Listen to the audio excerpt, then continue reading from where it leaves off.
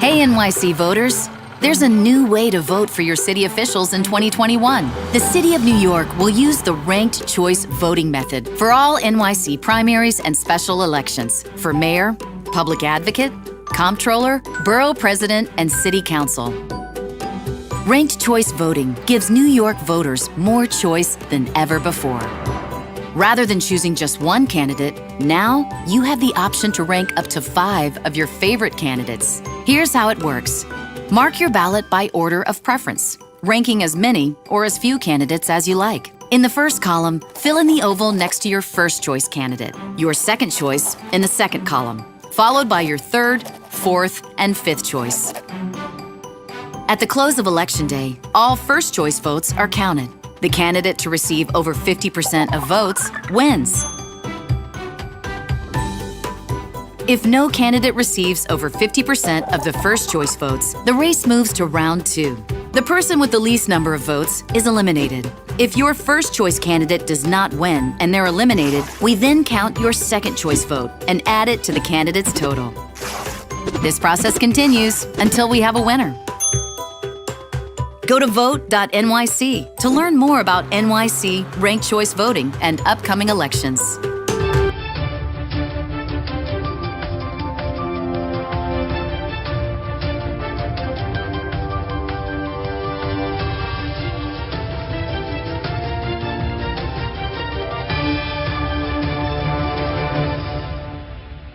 Good evening, everyone. My name is Aaliyah Abraham, the founder of the BlaQue Resource Network, and welcome to our series, Black Politics and Leadership, where we interview several of the candidates running to be our mayor in New York City in 2021.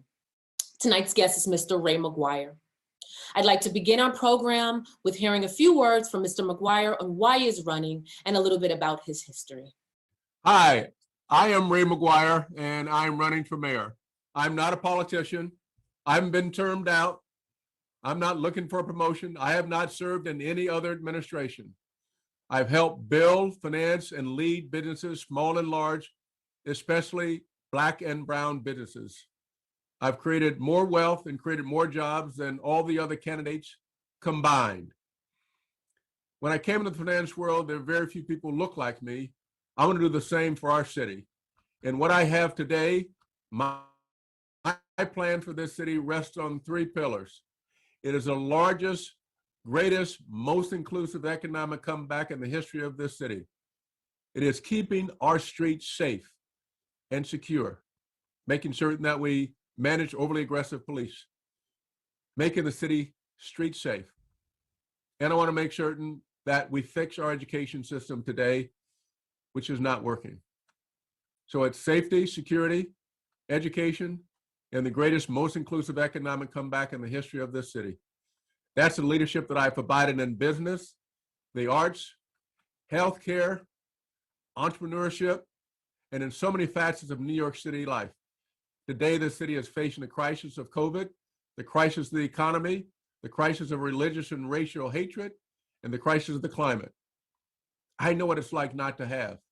I was raised by my single mother, whose sacrifices made it possible, along with my grandparents, for me and my 2 brothers. I didn't know my dad. My single mother and grandparents, at any point in time, we had a half a dozen foster children.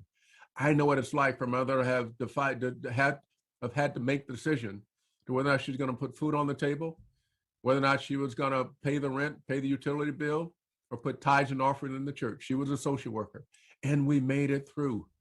This is and has been a walk of faith. And today, the city needs something different. We need a leader in whom they can trust and in whom they can believe, and who's got a proven track record of leading and managing out of a crisis to make certain that the best days of New York, especially Black and brown New Yorkers, are in front of us and not behind us, especially for our children, especially for our elders. The one person who's got the skill set and the proven track record to do just this, who doesn't owe anybody anything, who's not in anybody's pockets, is Ray McGuire, which is why I'm running, because I love this city.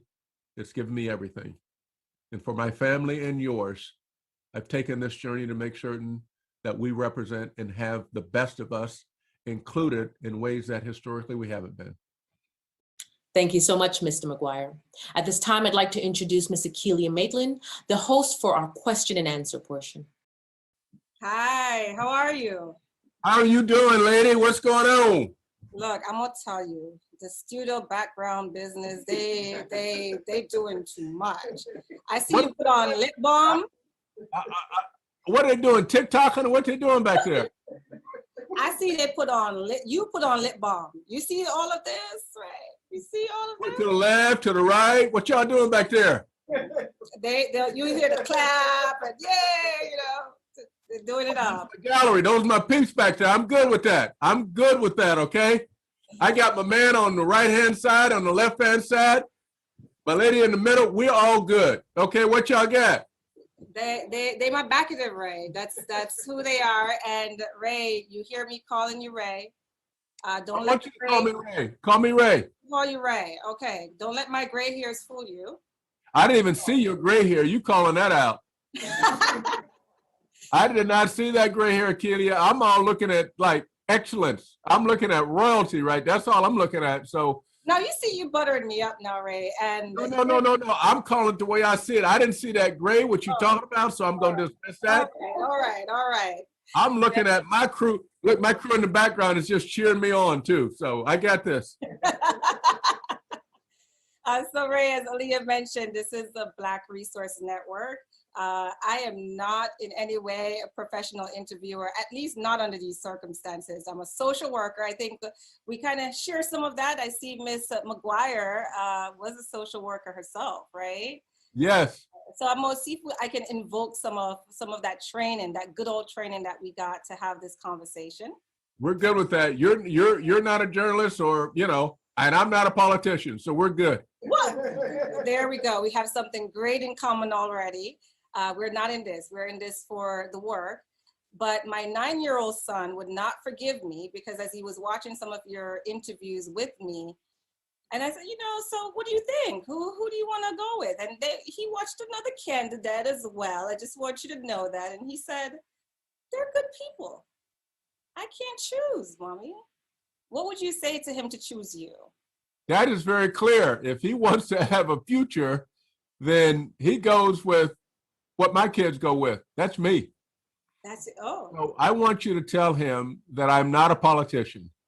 I want you to tell him that I haven't been termed out, which means I haven't served any time out. My time elapsed, time ran off the clock for me. I'm not looking for a promotion. I haven't been in any other administration. And tell him that of all the people running, I have built more businesses and created more jobs and given more people, especially Black and brown people, opportunities to get jobs, get trained, get promoted, get in positions of responsibility, and get paid than all the other candidates combined. You tell them that. But I am here representing the BlaQue Resource Network. And one of the things that was very important to this group, Ray, is that they wanted us to be unapologetically Black and queens. What do you think about that? I'm good with that. I'm totally good. At 6'4", 200 plus pounds, when I had to break down the doors in a world globally, I just want to be clear, queens included, where there were one, maybe two people who look like me on the entire planet. And I have been in a position of responsibility. I had to kick down the door because there's nobody ahead of me to whom I could look to, kick down the door and make it possible for other people to do this. So am I unapologetic? Absolutely, unequivocally. Am I Queens, given what takes place in Queens? Absolutely, unequivocally. So we together are unequivocally unapologetic for being Black and Queens and from being extra. That's what this is all about. Extraordinary. That's what we have to be about. Well, I think you may have answered my next piece, right? I was reading your bio and you said people who look like me. And I wanted to ask to just make sure that we're on the same page around what people who look like me is, tall like you. Oh, wow. I mean, how do you want me to explain that? Tall, 6'4", 200 plus pound Black man. That works. That's who I am. So what other features do I need to describe? What other features? Tell me the features. I'm trying to reduce down so I get lower in the 200s. You got me there. But beyond that, I'm good. I'm good with who I am. And you know what? Every single day, I wake up and I look like me. And you look like unapologetically. What would Miss Crystal say? Oh, she's all in. Miss Crystal, yes, now you talking about my better 3/4. Now you get me going, okay? Now you get me going. That's total fierceness there. Mm-hmm. That is unapologetically fierce excellence. Mm-hmm. Written 3 books. The last one was Profiles and Excellence, 30 Extraordinary Black Women. Okay. 2 others, and then she does the documentaries for Legal Defense Fund. Okay, that's what got us here. Brown v. Board and all of that, through that, all the way up. So she does a documentary for that, and then she's produced feature films that included and especially focus on LGBTQ plus Black long before it became part of the lexicon. So my wife, no, that's at the top. And then we got 3 kids. So, we're good. I was in Minneapolis supporting, because when I went to the march in Washington, and I think ... I was maybe the only candidate there. The march in Washington, they must have had 200,000+ people at that march. Mm-hmm. So we committed to continuing to support the Floyd family and others. I could be George Floyd. Mm-hmm. And so when I got the opportunity to go with Reverend Al Sharpton and Governor David Patterson and Mother Gwen Carr and Charles Phillips, who was at the center of the Black executive signing the letter to encourage corporate America to sign up. When I got the opportunity to do that, given the commitments that I had made, then I had to take that opportunity to suspend the campaign, to go and support the family. And so we were there. We had prayer. We were in the courtroom where all this was going down to support the Floyd family. And so that is that for which we stand. Mm-hmm. It is justice. It is justice in this country with incontrovertible evidence of an 8 minutes and 46-second murder, which the country and the world witnessed, which said this represents the worst of us. And now if we can't see if the American judicial system can't represent the best of us. But being there, being in that experience, what are some other things that came up for you in that moment? To see the interaction between the Floyd family and Mother Gwen Carr was something to behold. And to see that strength, that resolve, I can't imagine anything more difficult, more getting to the core of who we are as a people, as a person, than a mother being preceded by her children. And so Mother Gwen Carr's got so much courage. Mm-hmm. And the Floyd family, Felonious and his 2 brothers, so much courage. Mm-hmm. We don't know that kind of pain. Mm-hmm. And what they represent is they represent the soul of a nation. They rep the soul of Black folks, but they represent the soul of a nation. And so to witness that and to see the evidence unfold as they talked about the use of force and the levels of aggressiveness or response that you have to, and there was a big chart that showed that. You've seen it on probably many of the networks. And what was clear, that this was way beyond anything that the police department had ever trained for or had ever supported. And to witness that kind of act, that kind of murder that we all witnessed, that and to relive it in such stark detail is something that I will carry with me forever. Mm-hmm. And we all carry it with us. We all witness that, which is where the country came together. And what they reflect is that this country has to come together. Because divided, we're going to have more incidents like what we witnessed. And the thing that that you want to make certain that comes out of this, that this is just not a moment. Mm-hmm. It can't be just a moment. It can't be a graveyard, a grave marker that we stop at and mourn maybe just a little bit longer. This has to be a movement. We got to have a movement. What needs to shift? How do we balance appropriate public safety while responding to what is happening in terms of Black and Black crime? So we have to intercede, and it has to be the highest priority. This can't be normal. It is not normal. Mm-hmm. Gun violence is up north of 100%. Murders are up 45 to 50%. We have to stop this. So While we do need to make certain that we focus on better policing, we need to reallocate many of the dollars that exist there. We reallocate those into community services, into violence interrupters, into returning to community policing, into making certain that we have the mental health care and the social workers in whom we invest because they're on the front lines. We need to do this for our children as well as for our young adults where many of these Black on Black crimes are happening. And we have to also do it for those adults who, mid-level adults, mid-age adults. Mm-hmm. So what does that mean? If I have no summer job, if I have no community center, if I have no rims and no nets on the backboard, I don't have broadband and I don't have a tablet, what do I do? Right. It's not an excuse, it's an explanation. So we need to transform. We need to intervene. We need to intervene today. Give us jobs. Give us community centers. Give us an education. Give us an education. So my platform is give me a job. I got no job. I got no dignity. Give me an education so I get a job. If I don't have an education, then invest in me so that I can get a job. I got no job. I got no dignity. I got no job. I got no city. I got no job. I got no queens. So I need a job. I got no education. I can't get a job. That's what I need to focus on. So I need to balance safety on every street and every borough with community policing and overly aggressive policing. You got to strike that balance of respect, accountability, and proportionality, which is what my approach to the whole policing, what my policing plan does exactly. But we got to return safety to the street corners. People are they're a little nervous now, maybe a lot nervous, and we have to address that. And today it doesn't seem those get the highest sense of urgency, and it needs to have because our people are hurting. We're hurting.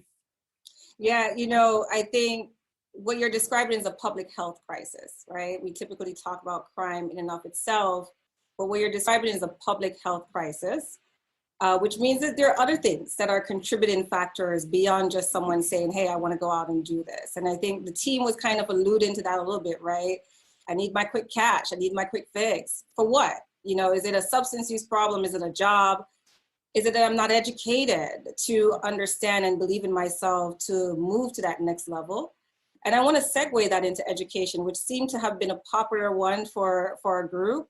What would you say is the state of education in Queens, particularly Southeast Queens, that have the biggest concentration of Black and brown people? The state of education is bad and getting worse, to be very clear. It shouldn't be the case that from 3rd to 8th grade, 70% of our kids are below proficient. Mm-hmm. It shouldn't be the case that I can take 10 4th graders, Black and brown, and 2 to 3 of them can read. That to me is abject failure. It should not be the case that a student's zip code in Queens determines her or his life outcome. And just be mindful here, Akili, just be mindful. This just didn't start. It's gotten worsened by COVID. It didn't start because of George Floyd. This existed beforehand. We had systemic inequities. As I've written forward to a document, an analysis that shows the impact of that. We had systemic inequities in education. We had systemic inequities in healthcare. We had systemic inequities in the criminal justice system. And we clearly had systemic inequities in the economy. Mm-hmm. And education in of itself is one where we need to intervene. And that too has to have the highest sense of urgency. And what do I mean by that? We have a crisis on our hands. We already had one. And now with COVID, it's worse. Our kids are not being educated. Mm-hmm. Pre-K is good. Let me admit pre-K is good, but we need to do more than pre-K because by the time many of our kids get to pre-K, they're already behind. They're behind. And we don't have a system to keep them up, to bring them up to speed. I want to start pre-K, as we know, between 0 and 4, as our kids are developing and learning. I want to make certain that we have affordable child care, affordable parent care, and then those caregivers who are taking care of our infants, that they get compensated appropriately. And then from my account, this is what I want to do for my account. I want to make certain that by the end of the 3rd grade, every child in New York City can read. Every child in Queens must be able to read by the end of the 3rd grade. Why is that? Because between 0 and the end of the 3rd grade, our children are learning to read. After that, they're reading to learn. And all too many of our kids in Queens, we didn't teach them to read by the end of the third grade. And we don't catch up. We don't catch them up. And during COVID, unless we intervene today and have something radical today, like summer school, to which the parents, if they'd like, can opt out, we've lost our kids. There's not a system that we've known before COVID that could remediate. There certainly is not a system today. So I want to make certain that by the end of third grade, every child can read. And whether that requires asking retired teachers to come back, the existing teaching corps to chip in, or getting college students and creating a New York City tutor corps, certifying them to be able to teach and giving them a paid summer job. So I want to start guaranteeing by the end of the third grade, every child in New York City, especially Black and brown ones, can read. And then I want to make certain that by the sixth grade, we begin to expose our kids to the following. I want them to be digitally literate. And even before the sixth grade, I want them to be financially literate. So they know what money's about, financially literate. And then I want to expose them to different opportunities. They can become a plumber. They can become a welder. They can become a painter. They can become a software engineer. When they get to the eighth grade, I want to make sure they can continue with those opportunities and get a summer job that is provided by the private sector, public-private partnerships. A summer job, they get paid. I had a summer job. I dug ditches. I laid tile. I changed bedpans. I DC'd IVs. I built boxes in the basement of Phil's dress shop. You know, I was a gopher, but I had a job, kept me out of trouble. And then what I want to make certain of is by the 12th grade, they can do one of three things. They can go to that job career to which they've been training. They can go to 2-year, 4-year college. I want this to be for my account. I want to own this because I wouldn't be here without education. And our children need to get the best, highest quality education that exists. And we got too many kids in Queens and the Bronx who don't have crayons in the classroom. So you call it a gap? I don't call that a gap. I call that a failure.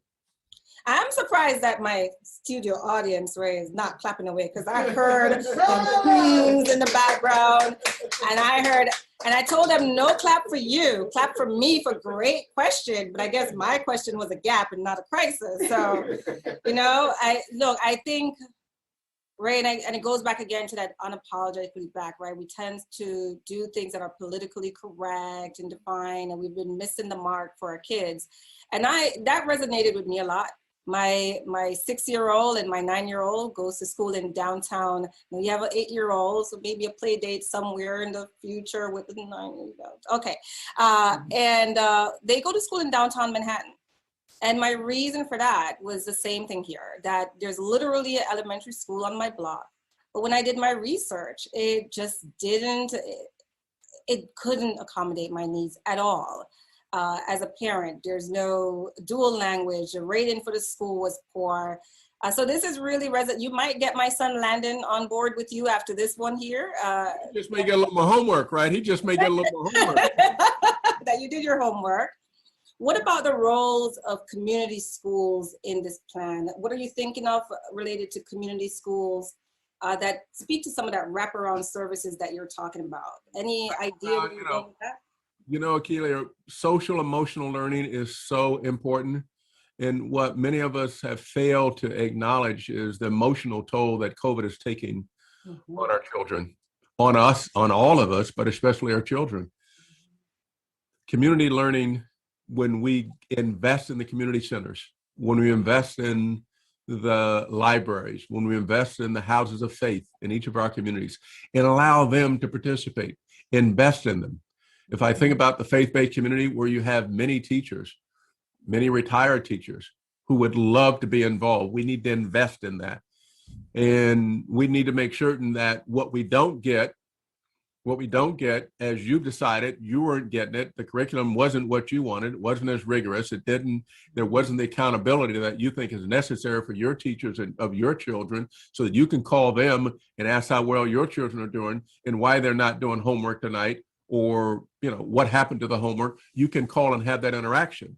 And you can also access the tablet and ask, why is your son playing Minecraft or 2K as opposed to listening to Miss Jones teach him Spanish?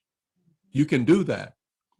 And if we can't do that where you live, then let's do that in the community schools where you live and have them, if not be primary, then supplement the things that they're not getting there, but let's invest there. And I would do that because I think that is critical. We've done it before.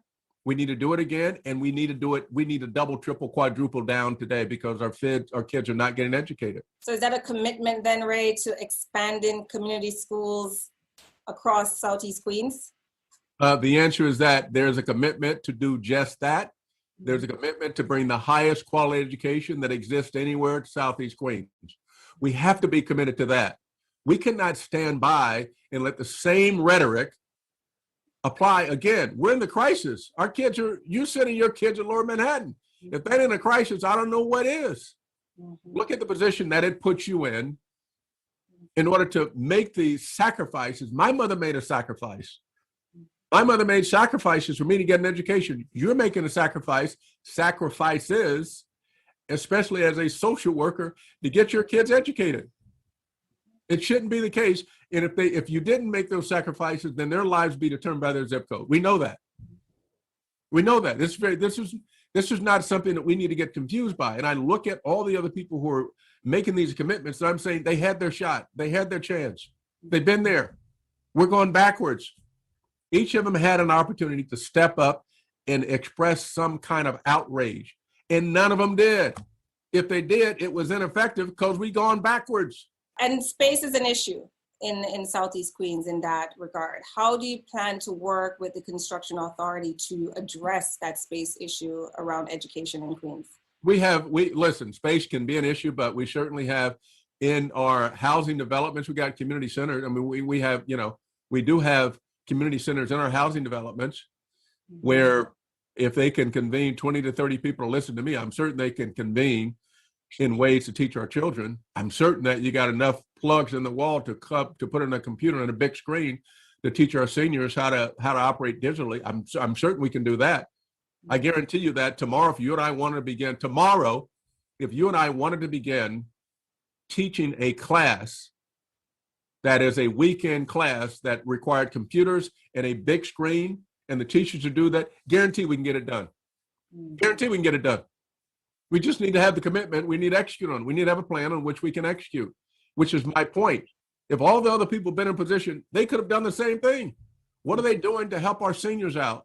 My mother's 95 years old, got a granny pad. Things go wrong, my niece goes over and takes care of it, or one of my nephews. What are these seniors? What are we doing with our seniors? Talk about that. Out there. We have all those three kids in the background, all three of those young people in the background who have iPhones or Androids. Guarantee they are digitally literate. Look, all of them do. I'm okay with that. Let me tell you something. If we paid them and said, listen, your job is to take care, and you're going to be a technology core. Your job is to go take care of the seniors. And you're on call, you take care of the seniors, and you're paid. Guarantee they're going to step up. Guarantee. So who's been so freaking, that don't take a whole bunch of innovation. That just takes you and I sitting here talking about what we can do to make a difference. Where have all those people been? Where they been? I'm just saying, look at the track record. Yeah.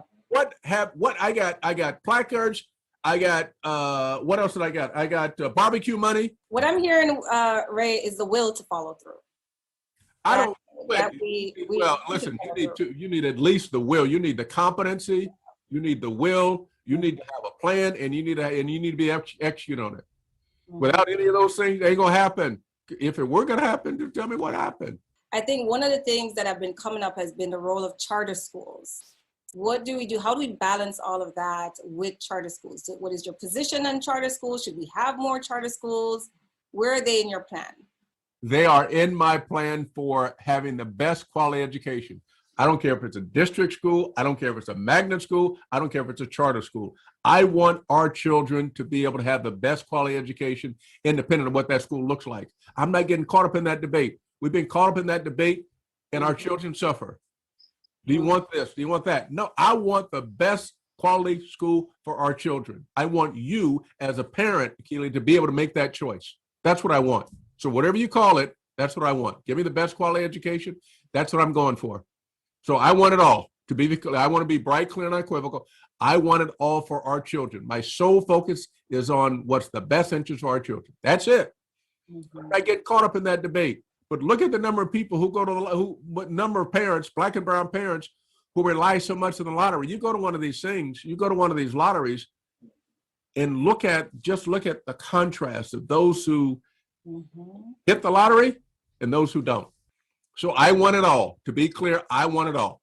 But it's all got to work. I want quality in each one of them. So I don't discount quality for any one of them. I want quality for all of it. So it's just not by definition. And I want, parochial as well. I include that. But you got to give me the best. I'm going to set the standards, which is not just a test score, by the way. Set the standards of excellence, emotional, social, emotional, cognitive learning. Give me the metrics. Give me the assessment. Let's go with that, but give me the best. Yes, parochial. Yes, charter. Yes, magnet. Yes, district. I'm for all of it. Remember, I have a background here that has at its core education. That's it. That's the only way I got here. And I know what great education is, and I know what bad education is. And today we have far too many bad education, and we need to address that because our children are suffering. Our children are suffering. Your team had told us, that we should expect a senior plan in a few days. I've been looking every 10 seconds for that senior plan to come out, but tell us what you have in mind for our elders. And we say elders, Ray. I mean, senior elders, there's a certain level of respect that comes. Listen, I got total respect. I tell you, if there's anybody got respect, I have total respect. My 95-year-old mother is with me. Yeah. So every step of the way. So if there's anybody who's got respect for our elders, my word says, respect thy elders, and thy days shall be long in this land. So yes, I was taught that from the earliest days, and I have the highest level of respect. We need to take care of our elders. Mm-hmm. We need to take care of the food deserts in which our elders live. We need to take care of the fraud that our elders suffer through. We need to take care of the technology divide that we need to bridge for our elders. We need to make certain that they get the services that are necessary. We need to make certain that we take care of the healthcare deserts. They need medical care. And many of them suffer through without being able to get access to that, without knowing to whom they should turn or to whom they can turn. And so we need to make sure that we invest in that. And we also need to build housing for our elders. Today, we don't have adequate housing for our elders, and the population of elders is only going to grow. Giving them the services are necessary. Just the transportation services are necessary. Whether or not they have wheelchairs, and maybe even some of the automatic wheelchairs that actually work. Do the elevators work, or are they hostage in their own apartments? Is somebody abusing them? The number of abuses has gone up so dramatically. So we need today to be able to access and take care of our elders. If there's anything about which we should be today, it's that, because they got us here. And so our elders are so precious, and our elders we need to have that. We need to step back and say, what are we doing for our elders? Any of those things that you mentioned, right? Whether it's the digital device, the housing plan, pick one of them. What are you looking to do around that? Whether it's a social isolation, any one of those that you mentioned, you get to choose. What is the plan around that? So the plan around housing is built. That's part of my economic plan, which is to create 500,000 jobs to get New Yorkers back to work. Go big, go small, go forward. Go big is developing truly affordable housing, including especially senior housing. It is fixing the sewage mains and the bridges. It is getting broadband into our communities. That's going big, 500,000 jobs. Going small is taking care of the small businesses. 50,000 small businesses, jobs accelerator, taking care of half of the wages for 1 year, negotiating the retention of their New York City sales tax receipts, creating a deputy mayor for small businesses, and making certain that we negotiate some for the restaurants, some of the fines. Mm-hmm. And then going forward, question you didn't ask me, which is clearly important for Queens, is what do we do about the small businesses? We got to focus on the small businesses and the Black and brown men and women owned businesses. Yes. We need to focus on that. We have to take care of our elders and our children. Elders on that one, the elders, listen, I think the things are so important here to get them connected. They're not connected today. I want to create a technology core of our younger people, identify the seniors, make sure that they can access at least 2 or 3 buttons that they can access either on their phones or on their tablets, and give them access. And I want to check in on them. I want to check in on them and identify their behavior over a week's period. I'd like to invest in social workers so we can get the social workers with a caseload that is manageable to go check on our seniors. In NYCHA homes, let's go check on them. Let's have a core that's a technology core. Let's have a core that's a social workers core. And let's have a core that are mental health professionals. Go in, let's check on our elders. How are you doing? How you doing, Mrs. Jones? How you doing, Mrs. Caldwell? You get everything you need? We're not doing that today. On what do they rely? And so I would create that core of social workers, technology, mental health care professionals. Identify whom they are, check on them every week, and be available. My technology youth core, be available, and you develop the relationships here, right? Any one of those three interacting with an elder would benefit from that wisdom, and the elder would benefit from that youth. So, Ray, small business, of course, you're from corporate America, Harvard educated, prep school educated. And I think we share some we're immigrants to New York, right? We've evolved into New York. But I think one of the things that characterize our Southeast community big time is our Black business community. We have a strong Black business network that have been seriously affected by COVID. And I know you talk about inclusivity, and I know you talk about people who look like you, but somehow a lot of policies that have talked about inclusivity just have left us behind over and over again, despite being quote unquote inclusive.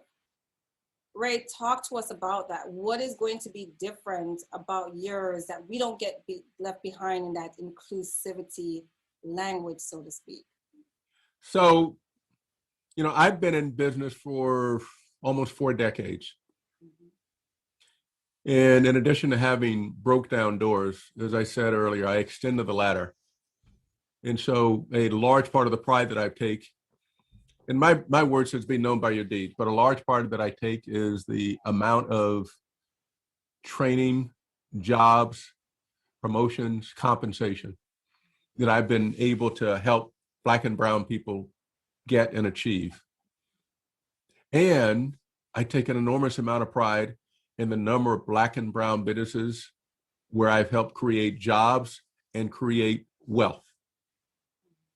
And I have created more jobs and more wealth for Black and brown people than all the other candidates combined. I hear again you say Black and brown, but for this space, somehow in our inclusivity, we still lag behind. We have brown communities that come in afterwards and have stronger gains than we do.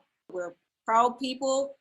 We have a great ancestry, but we keep getting left behind. What are we missing in increasing access for our small businesses? So let me tell you how this works. When you're on the inside, when you're in the room and it happens, which is why I take so much pride. Let me tell you what happens, which is why I get so outraged about where we are and what the people who are in this race are communicating, what they're committing to. I look at the past 7 years. I'm sorry, I don't even look at the past 7 years. Let me look at 2020. Let me take a look at 2020. New York City spent $22.5 billion. MWBEs got less than 5%, $1.1 billion. 82%, which is 8 out of 10 MWBEs, got zero. So I get what people are saying they're going to do, but they had their shot to do it. They had their shot. In construction, the legal goal was 8% of the contracts go to MWBEs. You know how many we got? Maybe 0.7. Maybe 0.7. We have been outside for so long that when they give us crumbs, they want us to fill, and some of us feel filled. I'm not interested in the crumbs. I'm not interested in the cake.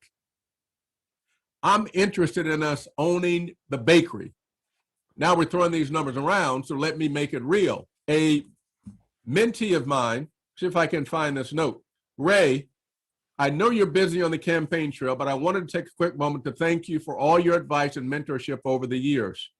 Through both your example and your generosity, you opened so many doors for me and countless others. Today we had a big day, and I wouldn't be where I am today without you. I've always looked up to you, and I'm grateful to call you both a friend and a mentor. His company went public. He started at zero.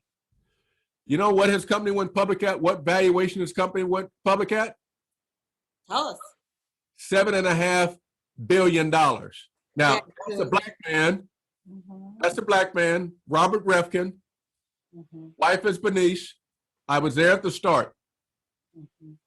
So $1.1 billion out of $22.5 billion. I got one example. I got just one example. Just last week, which is why I mentioned it, $7.5 billion valuation. Black man. Unapologetic. I ain't apologizing about that. Unless we get somebody in the office who understands how this game is going to get played, they're going to give us a little bit. They're going to give us a cupcake. I don't need a translator. I know how the money game works. You get somebody in there who can't read a balance sheet, who doesn't know about the difference between an income statement and a balance sheet, who needs an interpreter in this game. People had the chance to do everything they say and they gonna do, but they didn't do it. And I'm sorry I'm getting so amped up about this. I understand exactly what you're saying. We're out. We ain't in the conversation. Ain't in the room. So in order for us to get to where we need to be, we need to have somebody in the room to be able to speak the language so that when the contracts come in, I'm not getting just a set aside, a MWBE set aside. I'm going to set clear allocations for what needs to happen and make certain that I divide the contracts up so that black and brown people can get not one response to an RFP, but that they get multiple so we can grow our businesses. Because right now we're out of the mix. I know how to get this done. I have competed in one of the most competitive fields that exists anywhere, which is a money game. In the middle of it, at the top of it, ran the business globally, had $1 billion payroll, managed thousands, 50 to 100,000 people through the course of my career. So I'm not new to this. Like all three of them will say behind you, I got receipts. Okay? Well, we're looking forward to that receipt. And I think, I don't know what intel your team have given, but tell us what you've learned about the BlaQue Resource Network, Ray. Listen, you guys are all about black and resources and trying to grow wealth. The commitment that you guys have talked about is commitment. We need to have more visibility here. We need to have you all come together, which is what you're doing. You saw what we did last week. You saw the letter. You saw the advertisement that we took out in the middle of the New York Times. 72 of us got together. 72 and said what was taking place in Georgia was unacceptable. 72 people who had been leaders upholding American values, who said that American democracy is now under siege. And those who asked whether or not they could get involved in social justice, now is the time to do that. And so it's in the context of what's taking place in voter suppression in Georgia, the context of what's taking place in Minneapolis with George Floyd, in the context of what you all are trying to accomplish, and all the systemic inequities that existed before COVID and before George Floyd. We all need to come together. So I applaud what you all are doing. We need it. We need it now. We need for you to be well organized. We need you to set the goals out, and we need to make the connection so that we think big and bold and not think about the crumbs. I ain't interested in them crumbs. Give me a plan to own the bakeries. Give me a plan for what my guy did down there in Florida. You don't know nothing about him. Troy Taylor, biggest Coca-Cola bottler in South Florida. Who gave him the capital to do that? Facts, receipts. You heard of Robert Smith, Vista Equities, the man who gave all the money down to Morehouse. Who gave him his first job? Facts, receipts. I'm hearing a tagline there, right? You know Macro Media, right? Macro Media. Just Mercy, Charles King. Who sat with him as he developed his plan? Facts, receipts. Right. I'm hearing a tagline. Facts, receipts. That's all. I got to have receipts. Back there, the crowd behind you ain't listening unless you got receipts. They didn't heard it all. It don't make no difference to them. Okay, whatever. right? You got some receipts, you got some respect. You got no receipts, you got a lot of talk. Talking loud, saying nothing. I'd have heard that. Y'all came in last week, gave me a photo opportunity, gave me a placard, went out there, microphone, everybody, roo, kumbaya, everything, all that stuff. I ain't got no better, gotten worse. How would a group like the BlaQue Resource Network ready themselves to work with your administration, Ray? What would Get a plan. Get a plan. You got to come strong. Be prepared for all the questions I'm going to ask. Come up with a plan. You can preview the plan before you get there, which is what happens. I got to tell you, Keely, what has happened during the course of my career. I've tried to return every phone call and every email and take a meeting.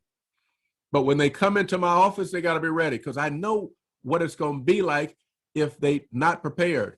You know what's going to happen? This is what's going to happen. Do you know anything about the but clause?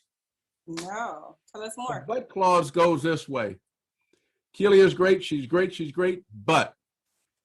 And what they really mean to say is what happens after that but clause. And too many of us get seduced by what they say beforehand. And what they really telling you is what they say after the but clause. So always ask but. Always ask in any review, what's the but clause? And you will be surprised that all the people you ask know exactly what that means. And the but clause is going to tell you where you stand. So I make certain that when they come into my office, which is what I'm going to do with sponsors for educational opportunity, SEO, if you don't know about it, you should. They're going to take 700 and some odd Black and brown kids, which they do every year. Now this is where they expose them to the world of finance, the world of business. And we always talk about that but clause. When they come in there, them kids get jacked up because I know what's going to happen when they go in front of the majority. So what I want the network to do is to come with a plan.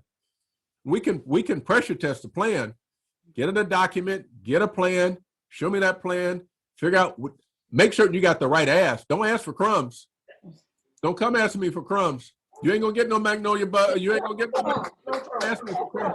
Come with a plan, have it outlined. If you got a model, don't let me get to the model and pressure test them numbers. They come up short. That ain't gonna work. That ain't gonna be pretty. Look, Ray, you've talked about leadership now. Of course, the goal is to win, right? But you talk about leadership now.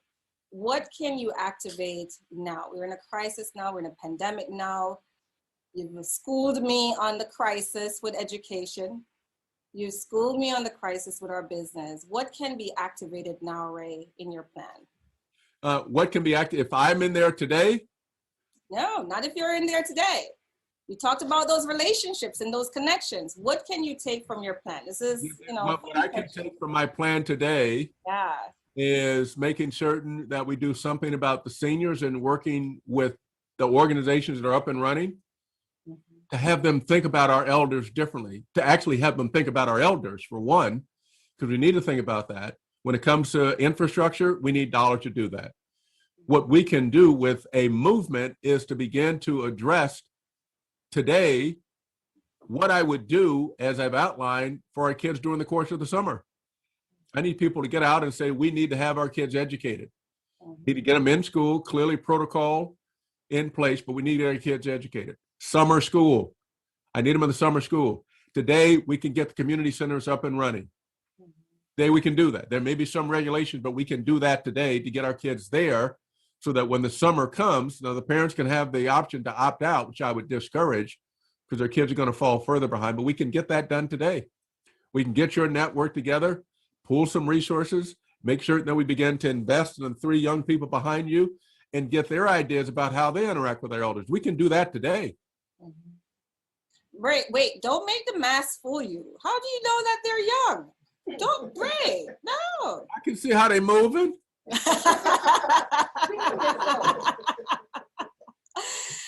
Here is a fun part, Ray. You get to ask an exit question as we begin to close out.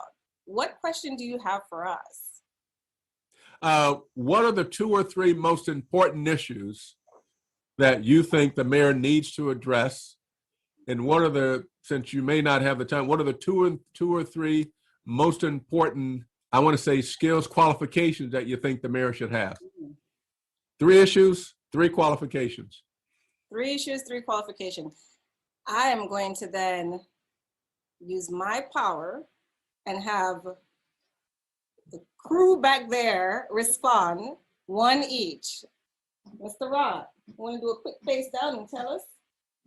Education. Education. And what skill for your mayor, your next mayor? They need to have the ability to work across agencies to get things done. Thank you for that.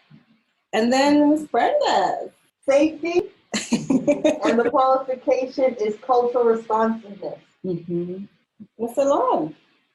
Hey, Ray, thank you. I guess the most important issue being a part of the BlaQue Resource Group is Black wealth, building Black wealth.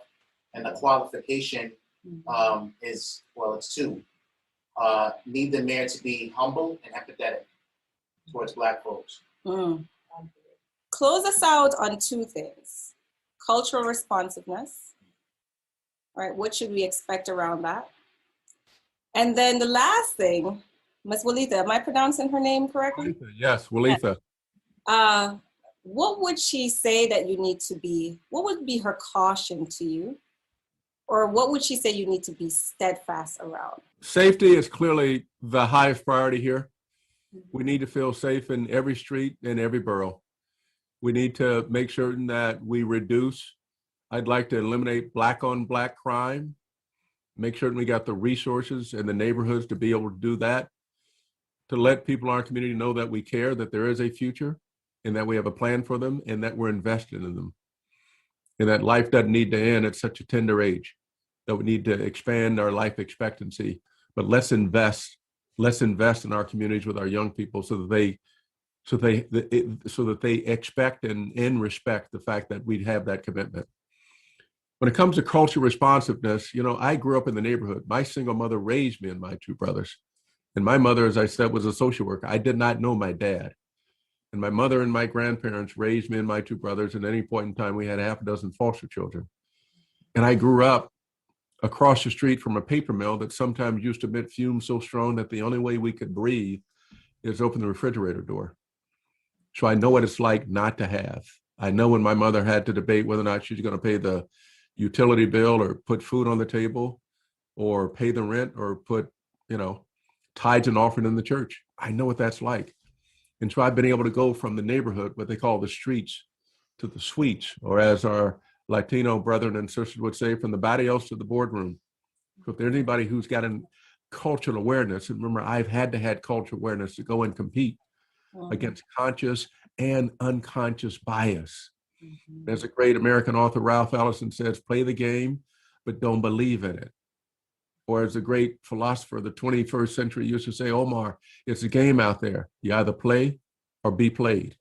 And so you need to have that cultural awareness to be able to, in order to understand, you gotta have been in the room where it happens, to understand the people who are in the room making the decisions, the implications they have on the people who are outside of the room, whose expectations are not what they should be.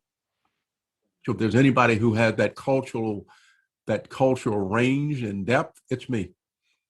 Nobody has lived in the worlds in which I have lived. Nobody had. I never forgot my foundation. I never forgot the place from where I come, because that's home. I'm as comfortable in the church and the club as I am in the boardroom. I'm as comfortable on the court, stepping back and draining some threes on some kids out there, as I am in the meeting room. So who has that range? Nobody else has got that range. Who's got the receipts for having been able to scale that range for as long as I've been able to scale that range for somebody that looks like me? I'm sorry, for anybody, longer than anybody else in the history of this business, I've been able to do that. And so that cultural awareness, that cultural empathy, I got that. What you know is that the same people you meet going up, you meet coming down. So you need to make certain that you treat everybody the way you want to be treated. And so I treat the janitor the same way as I treat the CEO, because that's me. And it's more likely the janitor is going to be me than the CEO, regrettably, given where we are in our history and given where we are in the movement. And so we have to have that.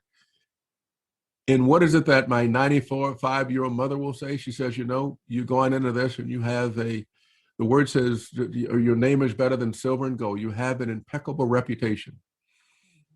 And you're not bought. Nobody owns you. You're not in anybody's pocket. and make certain that the values of right and wrong that I taught you, that allowed you to get to where you were, that you maintain those values no matter what. She says, you know, never give out. You may give out, but never give up. And she says, the values that you have, which are the values of prayer, this has been a walk of faith, always has been and always will be a walk of faith. It's prayer, preparation, performance. And when you come from the neighborhood, you got to have a little paranoia because you know they're always trying to dunk on you. So my mother's lessons, the foundation of who I am and that for which I stand, it's my truth. And the thing you should know about me and my truth, I don't have to remember tomorrow what I told you today because my truth ain't going to change. This ain't no campaign slogan. This is who I am. This is who I am, and this is that for which I stand. I got to tell you, I got kids, right? I got 3 kids. We have 3 kids. We got Leo, who's 8. I got to give a shout out to them. Ella, who's 18, who just got into college. We're proud about that. Hey. And Cole, who's 20. Who makes the, tell us about that achievement. First round NBA, first round draft choice. Orlando Magic just came back, played a game tonight. We got 3 children whom we love deeply. Both of our parents are 95 years old. If I get through that, I'm good. Now, you're a really, really tough critic, and you got a tough crew behind you, but I'm good with this, okay? I'm good. Well, you held your own, you know. I hope there's some scratch and bruises, but you got this, Ray. Me? Scratch and bruises? Oh, I've been worn out. Oh, I have been hands up, Ray. My hands are up. Don't get this twisted, okay? This ain't been easy. I mean, look, all glued up and all that. No, I've been taking ass whooping for a long time, okay? Folks don't see it, but let me tell you something. What they call it, unconscious and I've been going through conscious and unconscious bias. The last in this business for 36 years, somebody who looks like me at the level at which this is going. Don't y'all think they're gonna try to dunk on me a whole bunch of times? Well, Ray, look, I enjoyed this. You know, they dunked me in the water. That's what happened. If they just dunked me in the water, Ray. But I thank you for this. I appreciate it a lot. I do hope our backseat audience and our wider audience really get to know you better, a lot better, and what you have in mind for us. So thank you so much. Thank you. Listen, I am delighted to be here with the crew behind you. I so appreciate your acknowledging what we've been working with, and you've been brilliant. You've been absolutely brilliant. Thank you for allowing me the opportunity to sit with you all and, talk about Spanish Town and, the whole, they got good. When you're ready for a real trip to Jamaica Queens and Jamaica West Indies, Brenda's is going to do the Jamaica Queens tour. And she's not going to show you just any pretty side. She's going to give you the real. So that you could do in a campaign tour. When you're ready to come to Queens, you tour your constituency. Brenda's got you on the Queens tour. I've been to Queens a few times. I'm coming again, okay? I may be there soon, but I don't know. I've been to Queens a whole bunch of times. Matter of fact, we got a little headquarters in Queens. So I just want to say, y'all, We Queens. So I can tell you, my crew comes from beyond Taquana Henderson River. Taquana's all in. She's running the campaign. Derek Davis, my guy, right? So you got L. Joy Williams, Taquana, Lupe, Derek. Who else? We got Antonia. We got Priska. We got Nye. We got a whole crew. I just want to say there's. I get to pull one. That's not a crew. That's a posse. I'm just saying. I know they're 1 or 2. They're gonna get me because they're running the campaign. I just want to say that Black women. Okay. Well, Ray, thank you. Thank you. Thanks for having me. No, I so appreciate and respect y'all. This has been great. Thank you. Thank you. Thank you so much for joining us tonight. I hope the information shared can help you make a better decision on who to choose for our next mayor. And remember, this is only one of several interviews. We'll be talking to many of the candidates. If you haven't filled out our form yet, asking you what you want to see in a mayor and what issues are important to you, here's the link. Please fill it out. Have a wonderful evening, everyone.